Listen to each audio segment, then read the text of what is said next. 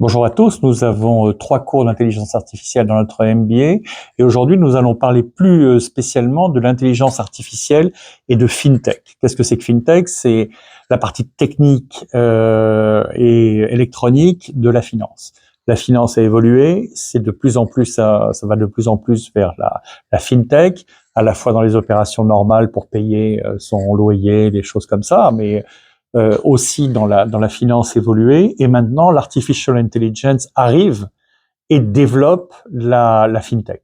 Donc si on n'a pas ces éléments, c'est très difficile d'avancer en finance parce qu'on est complètement en retard.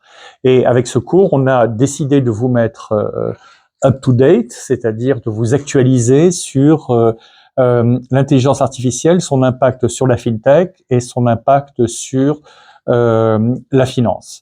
Il faut savoir qu'une étude est sortie aux États-Unis disant que les professionnels qui sont capables de vraiment gérer l'intelligence artificielle ont des salaires compris entre 150 000 $ et 500 000 $ par an. Ça ne veut pas dire que tout le monde qui fait de l'intelligence artificielle aura ça, mais ça veut dire que ce sont les types de salaires qu'on trouve dans ce domaine-là, alors que ceux qui n'ont pas la maîtrise de l'intelligence artificielle se retrouvent behind. Donc nous avons ce cours de l'artificial intelligence et fintech où vous allez avoir une overview, c'est-à-dire une vue générale de la fintech, une vue générale de l'intelligence artificielle et comment ils collident, comment ils se retrouvent ensemble pour faire une nouvelle finance.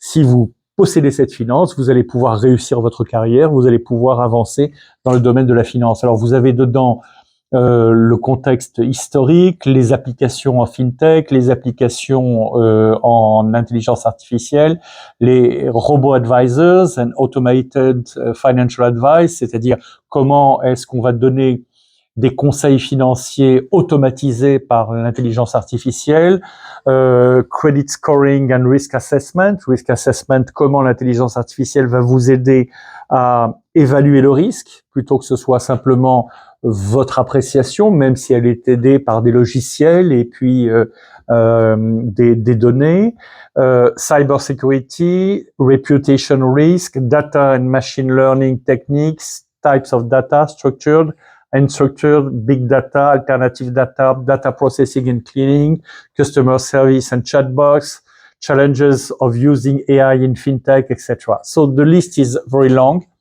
And at the same time, it's very easy to understand, even if you don't have a background in technique, etc.